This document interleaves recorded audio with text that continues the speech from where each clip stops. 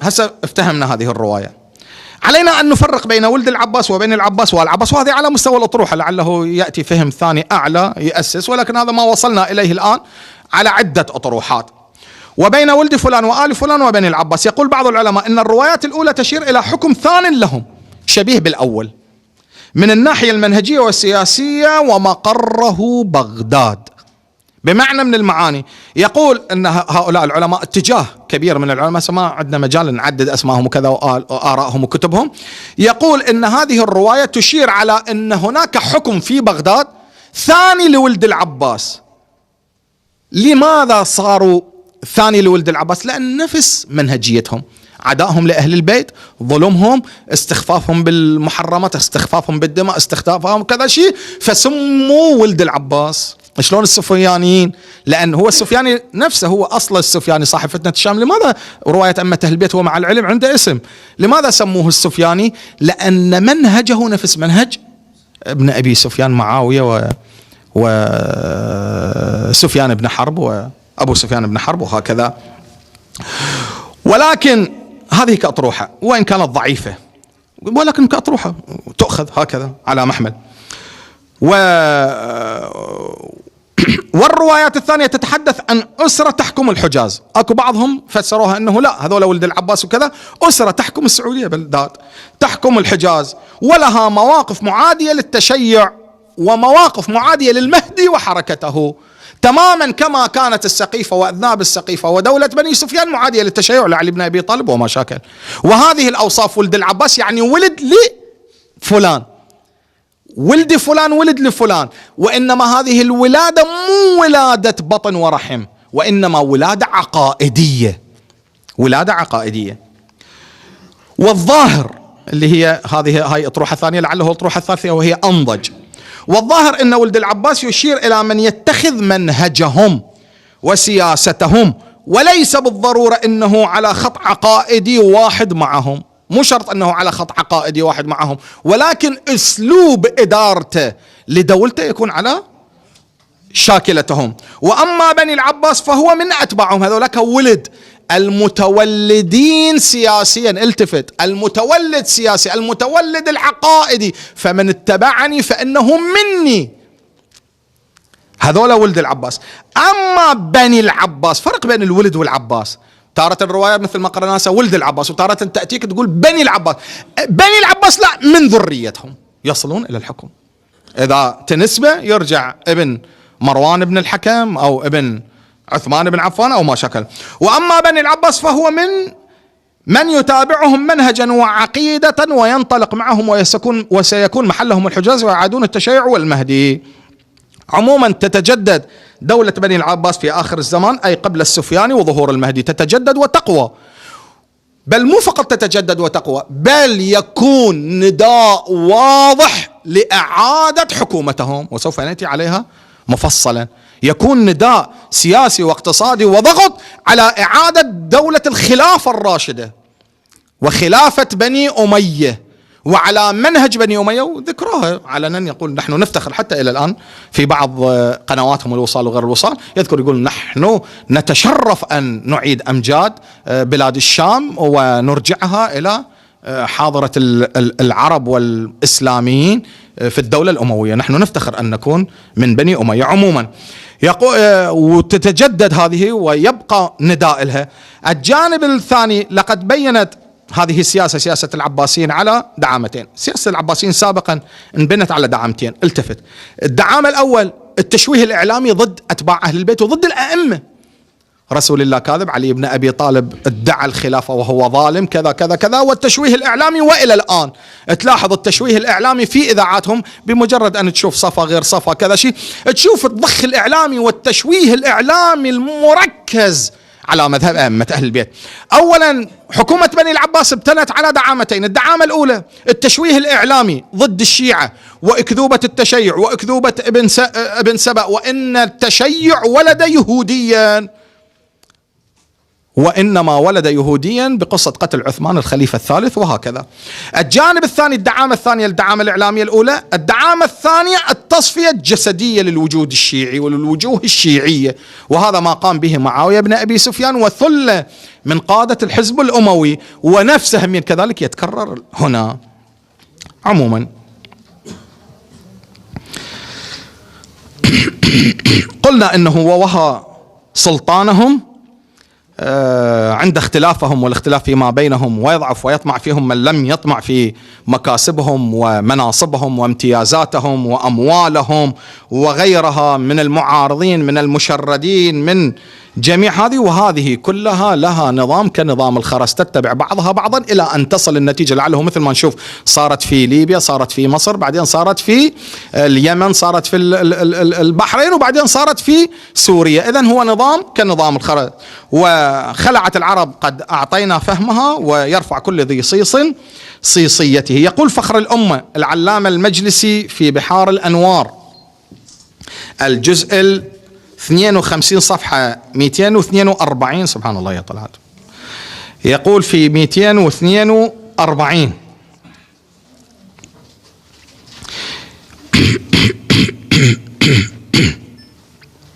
يقول متى فرج شيعتكم؟ قال إذا اختلف ولد العباس ووهى سلطانهم وطمع فيهم من لم يكن يطمع، وخلعت العرب أعنتها ورفع كل ذي صيصة صيصيته، وظهر السفياني. يقول الصيصية شوكة الديك وقرن البقر والظباء، يعني كل منطقة قوة من الحيوان.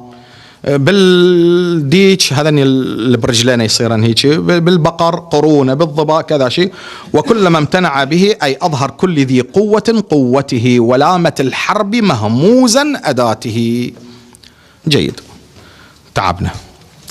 نكمل له؟ نكمل وانا واصل. الله يوفقك. بسم الله الرحمن الرحيم. اللهم صل على محمد وآل محمد. نكمل. في روايات أئمة أهل البيت عليهم أفضل الصلاة والسلام كما سوف نقرأ، يعطون السقف العالي لفتنة السفياني على أو فتنة الشام على 7 مراحل. 7 مراحل تتولد منها فتنة الشام، ويخرج من هذه ومن رحم هذه الفتنة السفياني. تكون لها 7 مراحل، 7 نقلات، ما شئت فعبر. المرحلة الأولى، طبعا هذه الأسماء أخذناها من نص روايات أئمة أهل البيت، كل مرحلة يقف معها المعصوم ويعطي إفرازات هذه المرحلة، كل مرحلة يقف معها المعصوم ويعطي أخطار هذه المرحلة، كل مرحلة يقف بها المعصوم ويعطي آثار هذه المرحلة على العالم الإسلامي وعلى مذهب أئمة أهل البيت بشكل أخصي. كل مرحلة من هذه المراحل يرسم معالمها المعصوم سلام الله عليه. فلذلك احنا لما سميت هذه المراحل ال7 سميتها من نص روايات أئمة أهل البيت التي سوف نقف عليها. المراحل ال7 لفتنة الشام كما نصت عليها روايات أئمة أهل البيت. المرحلة الأولى كما هي في نص رواية الإمام الباقر سوف نأتي عليها. المرحلة الأولى اسمها كأن أولها لعب الصبيان، والمرحلة الثانية اختلاف رمحين في بلاد الشام، المرحلة الثالثة تصارع 3 رايات على الحكم، والمرحلة الرابعة سيطرة السفياني على أماكن 5 في الروايات الكور ال5، والمرحلة الخامسة تحرك السفياني نحو مركز التشيع العراق، والمرحلة السادسة ملاحقة أهل خراسان واستنجاد حكومة الحجاز بجيش السفياني بعد ضعف الحكومة هناك في السعودية، والمرحلة السابعة مرحلة الخسف. نأتي على بركة الله. أبو زهراء شيل هذا الماء. نأتي على بركة الله على المرحلة الأولى. المرحلة الأولى وهي التي أطلق عليها أئمة أهل البيت عليهم أفضل الصلاة والسلام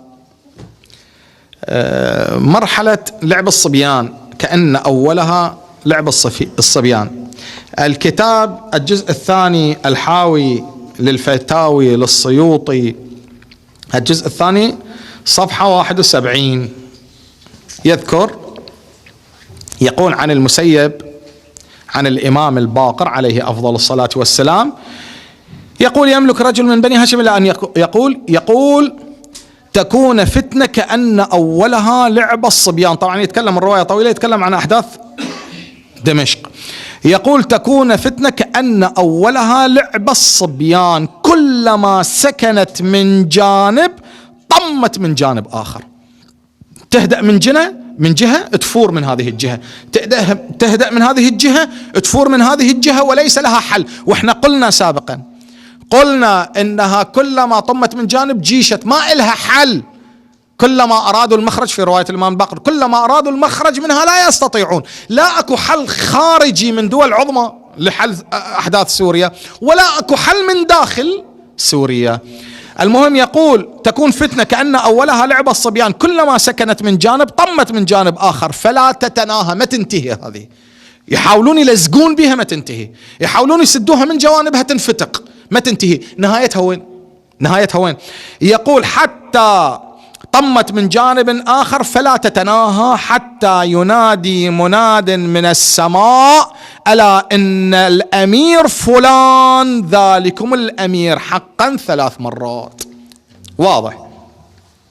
إذن كذلك هذه الرواية موجودة في كتاب الفتن لابن حماد الجزء 5 صفحة 264، الحديث 981 للي يحب الذي يتطلع.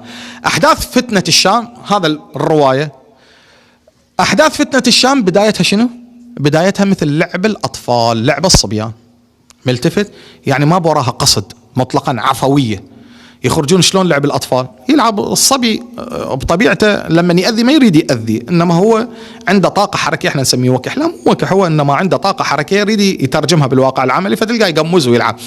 بداية فتنة الشام هاي المرحلة الأولى يقول كأنها لعب الصبيان، بدايتها كلعب الصبيان، بدايتها ما واضحة، بدايتها بسيطة، بدايتها نستطيع أن ننهيها. لعب الصبيان تقدر بصيحة طبوا جوا انتهى الموضوع، مثل ما أطفالنا نلعب، يلا امشوا طبوا جوا انتهى الموضوع. يقدرون يسيطرون عليها، ولكن لا يسيطر عليها، بل بالعكس اللي يتدخل في مرحلتها الأولى لعب الصبيان هو اللي راح يزيدها. فلذلك عندما رصدنا، طبعا إذاعة روسيا اليوم رصدت هذا الحدث، أحداث سوريا، التقرير كامل، التقرير موجود إلى الآن على الفيسبوك، يقدر أي إنسان يتبعه. أحداث سوريا، بداية أحداث سوريا. هاي إذاعة روسيا تقول، التقرير يقول أطفال يتراوح عمرهم بين 9 إلى 13 سنة طلعوا متأثرين بأجواء ليبيا وأجواء مصر، الثورات العربية اللي سبقت سوريا.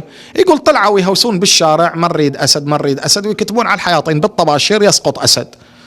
يقول هو لعب صبيان. يقول لما قوات الأمن السورية اقتحمتهم وطوقتهم وأخذتهم، عذبتهم كهم أطفال من 9 إلى 13 سنة، عذبتهم، طلعت هي عبارة عن لعبة يريدون يلعبوها كأن أولها لعب الصبيان.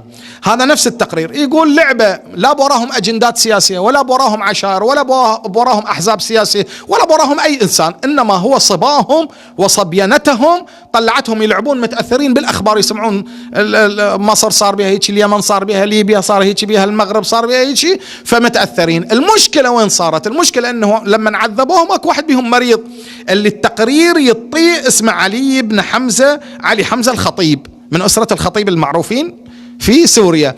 يقول لما عذبوه هذا كان مريض، مات، عائلته أصلا وهابية، قسم من عائلته في السعودية، وعائلته صاحبة أموال ضخمة، رفعت من السعودية دعوة قضائية على بشار. هذا نص التقرير، تابعه موجود بالانترنت. لما أهله وعمامه متنفذين وأصحاب أموال ومن الحزب السلفي، رفعوا، اجت السعودية بعد الوكالات الغربية والوكالات الفضائية الطائفية شنجتهم، طلعوا مظاهرة داخل سوريا، اجى الأمن السوري اعتقلهم بما فيهم نساء، ضربهم، طلعت احتجاجات في اليمن، احتجاجات في السعودية، غذتها السعودية صارت. ولكن في واقع الحال عندما تأتي في بدايتها كما يعينها الإمام الباقر في رواية المسيب يقول تكون فتنة في الشام أولها كلعب الصبيان، كلما سكنت من جانب انفتقت وطمت من جانب فلا تتناهى، ما إلها نهاية إلا النداء. بمعنى من المعاني، التفت إلى فلسفة هذا الحديث الشريف، يقول هذه الفتنة ما إلها نهاية، إنما النهاية لها وانهيار هذه الفتنة وسقوط هذه الفتنة اللي يحاولون يلزقوها بأي صورة وما تلزق. كل الحلول تفشل وياها، كل المقترحات تفشل وياها، كل الأمم المتحدة تفشل وياها، جامعة الدول العربية تفشل وياها، قرارات مجلس الأمن تفشل وياها. يقول إنما هذه تفشل ببركة ظهور الإمام الحجة بن الحسن.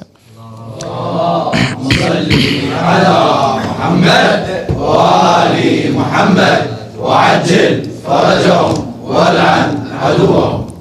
فلذلك تفشل، تنهار، يعني تصل ذروة هذه الفتنة، قمة هذه الفتنة تصل بالنداء والخسف كما ذكرنا. فلذلك يقول العلامة في غيبته ابن أبي زينب النعماني في صفحة 262 الحديث 11 يقول عن عبد الله بن سنان عن أبي عبد الله الصادق أنه قال: النداء من المحتوم، والسفياني من المحتوم، واليماني من المحتوم، وقتل النفس الزكية من المحتوم، وكف يطلع من السماء من المحتوم. قال: وفزع في شهر رمضان توقظ النائم وتفزع اليقظان وتخرج الفتاة من خدرها، وتخرج الفتاة من خدرها. وكذلك الحديث: إذا رأيتم نارا من المشرق شبه الأردي العظيم تطلع 3 أيام أو 7 أيام فتوقعوا فرج آل محمد. صل على محمد وآل محمد وعجل فرجهم والعن عدوهم. يقول: فتوقعوا فرج آل محمد إن شاء الله عز وجل، إن الله عزيز حكيم. ثم قال: الصيحة لا تكون إلا في شهر رمضان، لأن شهر رمضان شهر الله، والصيحة فيه هي صيحة جبرائيل إلى هذا الخلق. ثم ينادي منادي من السماء باسم القائم، هذا ينادي منادي من السماء باسم القائم، فيسمع بالمشرق من في المغرب، ثم يكون صوت في رمضان. بمعنى من المعاني أن هذه الفتنة، فتنة السفيانية التي بدايتها كلعب الصبيان، ذروتها في النداء ونهايتها في الخسف، كما يذكر رواية أبو زينب النعماني. هذا النداء الذي يأتي على هذه المرحلة التي تبدأ بمرحلة لعب الصبيان. قرارات الدول المتابعة لهذه الفتنة في بلاد الشام يصفونها، هو نص التقرير هسه تشوفونه دائما أنا أتابعه على الانترنت، يقول بداية يوصفونها سبحان الله، يقول بدايتها كلعب الصبيان، نفس قول الإمام الباقر كأن أولها لعب الصبيان. هذه الفتنة تربط بربطين، ربطت الرواية نهاية الفتنة بالنداء، لأن هذا النداء يفرز معسكرين: معسكر حق لا باطل فيه، وهم معسكر المصطفون والمنتظرون للإمام المهدي سلام الله عليه، ويشكلون القاعدة العظمى للإمام المهدي.